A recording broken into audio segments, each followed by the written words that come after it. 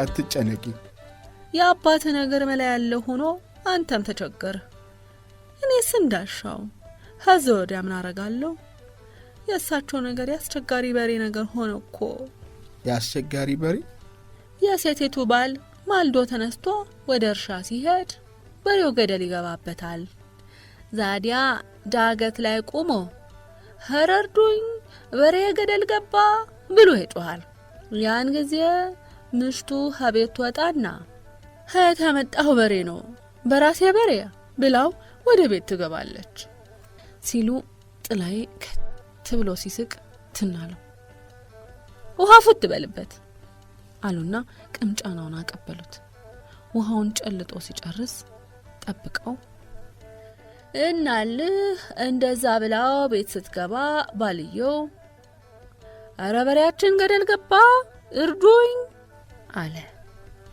ሴትየይቱ እንደገና ወጣ ሀያት ያመጣው በሬ ነውና ነው በሬያችን ምትል የድሮ ባል የሰጠኝን ብላው ቤት ገባች በመጨረሻ ሰውየው ሚለው ቢያጣ እረ አስቸጋሪ በሬ ገደል ገባ እርዱኝ አለ ይባላል አሉት ጥላይ እንደገና ከትብሎ ሳቀ እናቱ ለሁሉ ነገር ምሳሌ የሚሆን ተረትና ጨዋታ አላቸው አይንዬ ብሎ መልሶ ሳቀ የግዞት ቦታ የሚለውን ቤታቸውን እናቱ በተጫዋችነታቸው ነገሮችን ቀለል አድርገው በማየታቸው በተረቶቻቸውና በቀልዶቻቸው ነፍስ ባይዘሩበት ኑሮ ከባላምባራሱ ነኝ ጋር ምን ያህል አስቸጋሪ ሊሆን ይችላል እንደነበርና እናቱ የቻሉትን የታገሱትን ስቀውና ቀልደው ያሳለፉትን አሰበና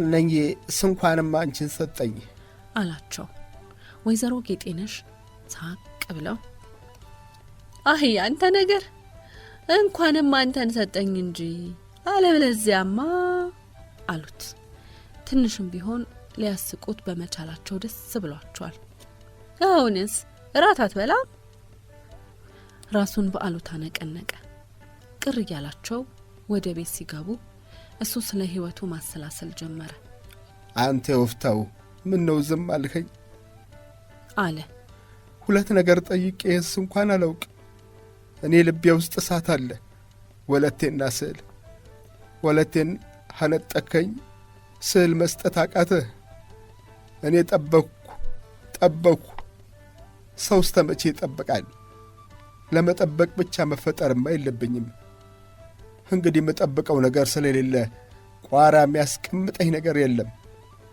እሳቸውን ችዬ ኖርኩት ወለቴን አገባለሁ ብዬ እንጂ እሷ ለንጉሠ ተዳረችማ ማሄድ በቀር ሌላ ምን አለኝ?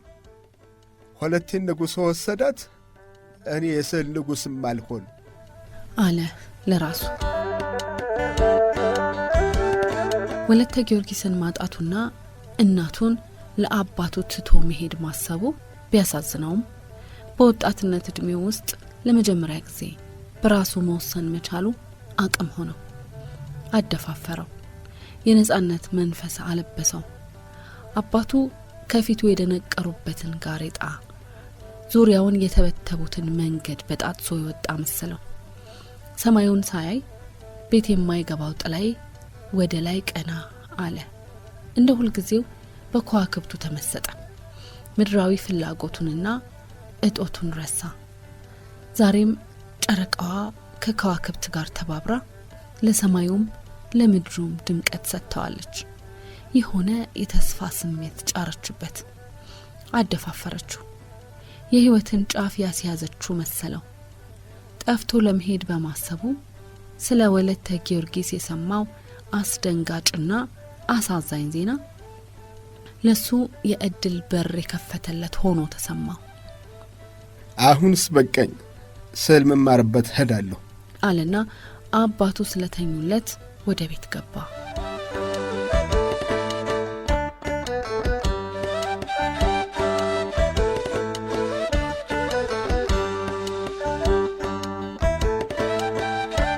ሌሊቱን ወለተ ጊዮርጊስንና እናቱን እያሰበ ሲገላበጥ አደረ።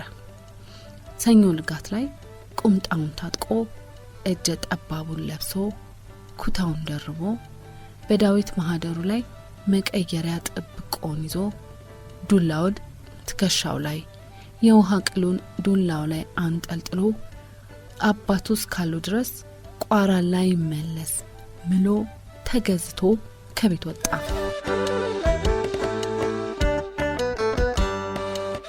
በማግስቱ ወለተ ጊዮርጊስ ወላጆቿ ቤት ስትደርስ የእናቷ ነፍስ አባት መጥተው እድሏ እንዲቀና ህይወቷ እንዲሳካ ጸለዩላት፣ ባረኳት። እናቷም የአንገት መስቀሏን በአዲስና ወፈር ባለ የሐር ፈትል ሰሩላት። ቄሱ እንደሄዱ ቅቤ የተቀባውን ጸጉሯን ከዚያም ገላዋን ታጥባ በእጣንና በብርጉድ ታጠነች። ከእንግዶቹ ጋር ከጎንደር ከመጡት ደንገጥሮችም አንደኛዋ ጸጉሯን በጎንደሬ አይነት ሾረበቻት። እናቷና አያቷ ብቻ ባሉበት ለደንገጥሮቹ እንግዶች ወደ ተዘጋጀው ድንኳን ተወስዳ አያቷ አሁን እንግዲህ አረማመድ፣ አነጋገር፣ አሳሳቅ፣ አበላል፣ አስተያየት የመሳሰሉትን መማር አለብሽ ብለው ጎንደር በነበሩ ጊዜ የሰሙትን የቤተ መንግስት ስርዓት ሲያስተምሯት ዋሉ። እስቲ እጅንሽ፣ ፈገግታሽ እንደ ስራ ቤት እንዳይሆን አፍሽን በሙሉ አትክፈች። አዎ እንደሱ። አይንሽን ደግሞ ሰበር አድርጊ። እስቲ ወዲያ ሄድ በይና ተመለሽ። ይሄ ነው እኔልሽ ሲሏት ቆዩና ደሞዛ እነሱን እያየሽና እየሰማሽ እንደነሱ ታደርጊያለሽ፣ ትናገሪያለሽ።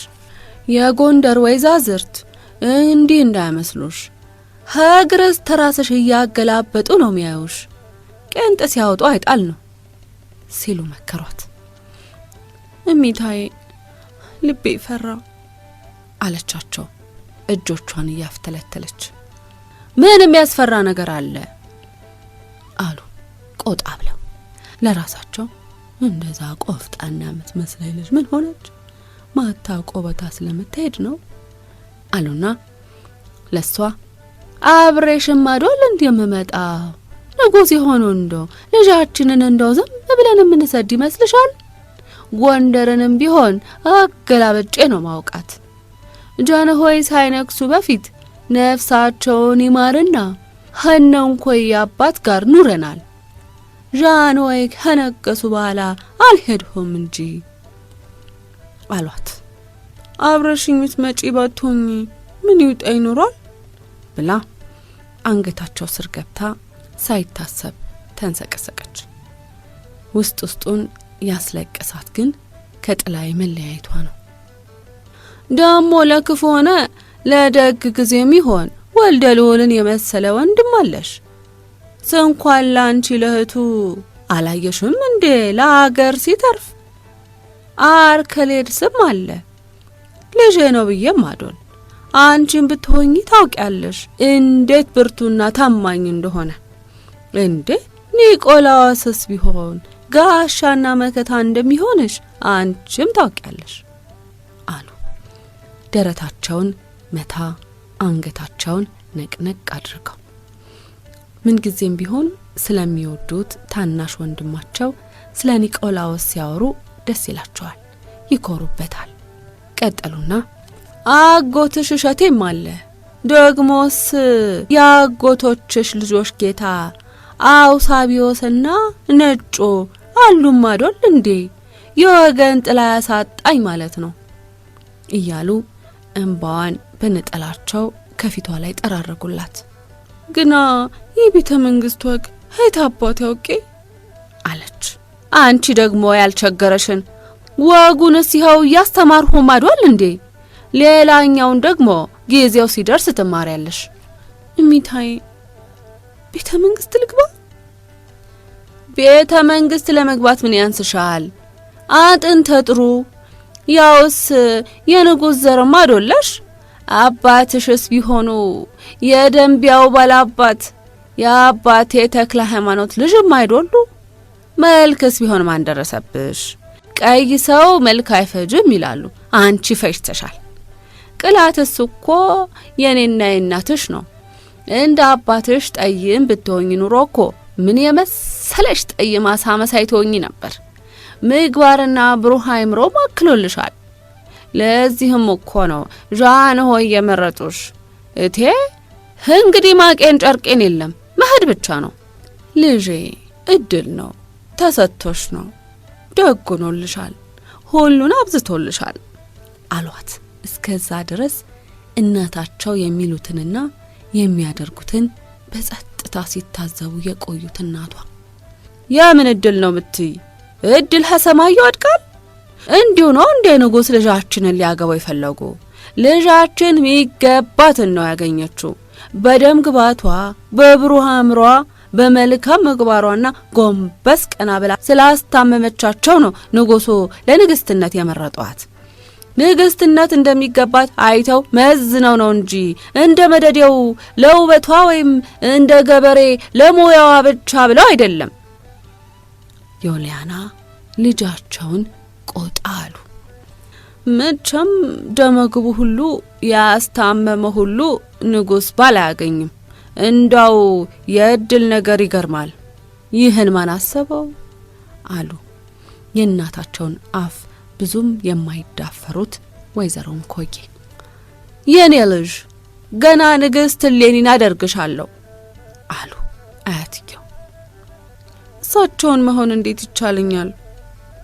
አንቺ ደግሞ እሌኒን ተወኛለሽ ስልሽ እኮ ልክ እንደሳቸው ሁኚ ማለትም አይደል። እንዴት እንደምትኖሪ ማወቅ ያንቺ ፋንታ ነው። ሁሉ እያቅል ነው። ለጊዜው የአያቷ ምክር በመጠኑ ቢሆን አረጋጋት። በነጋታው መንገደኛ ናትና ጥሩ እንቅልፍ እንድታገኝ እናትና አያት ትኩስ ወተት በማር አጠጥተው አስተኟት።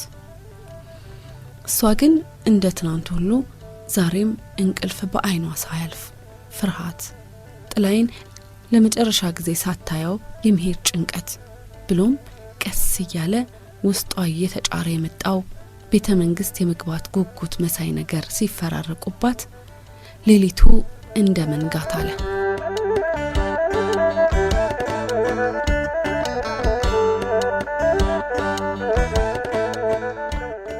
ዶሮ ሲጮህ ቀሰቀሷትና ተጣጠበች።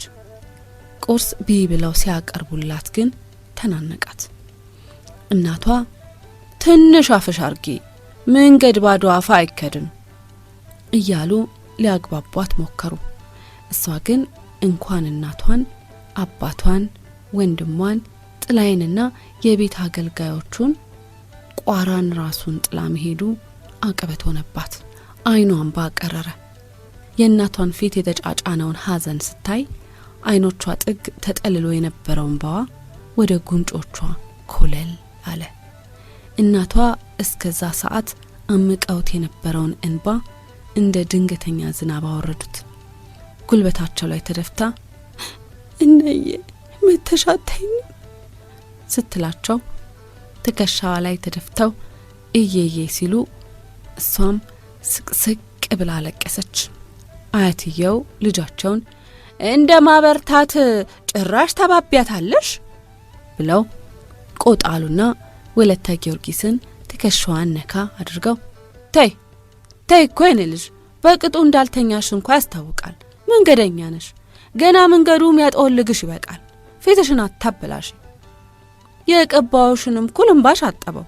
በቃ እንድች ብለሽ እንዳታለቅሽ በይኔ አሉና ፊቷን በእጃቸው አባብሰው እንደገና ስርኩል አይኗ ላይ ያደረጉላት። እንግዶቹ እህል አፋቸው ካደረጉ በኋላ ለመሄድ ወደ ውጪ ሲወጡ በአቅራቢያ ያለ ቤተ ዘመድ የወለተ ጊዮርጊስን ጎንደር መሄድ የሰማ ጎረቤትና ጓደኞቿ ተሰብስበዋል።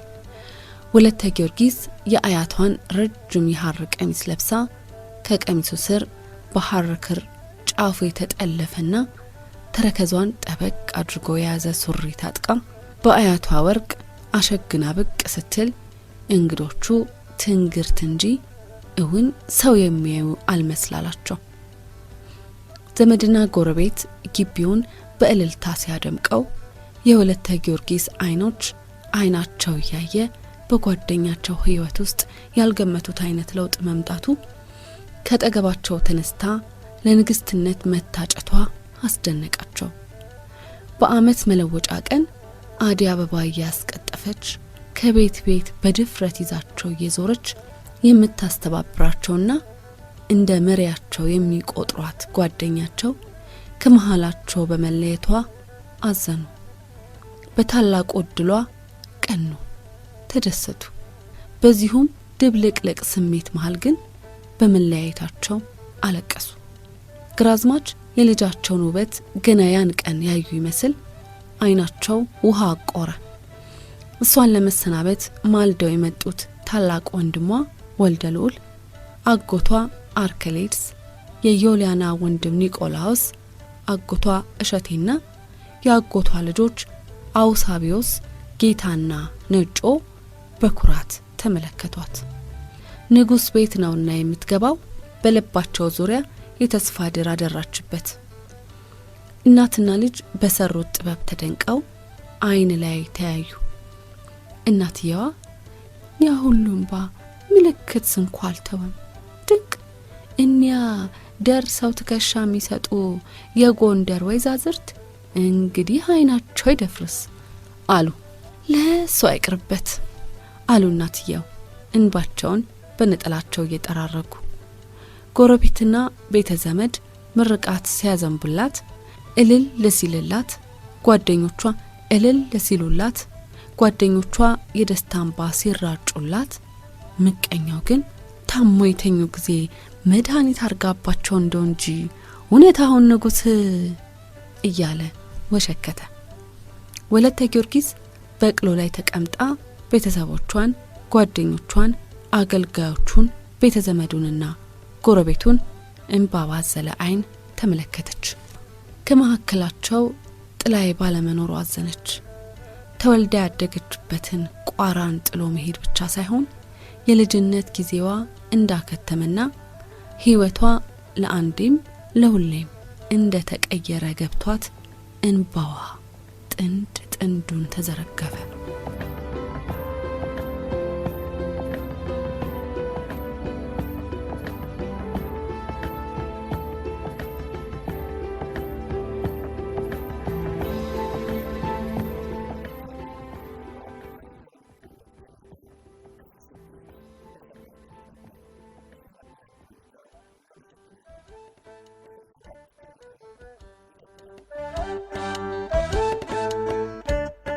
ምንትዋብ ታሪካዊ ልቦለድ። ደራሲ ሕይወት ተፈራ፣ ተራኪዎች መሰረት አሰፋና ጅላሉ አወል። ምንትዋብ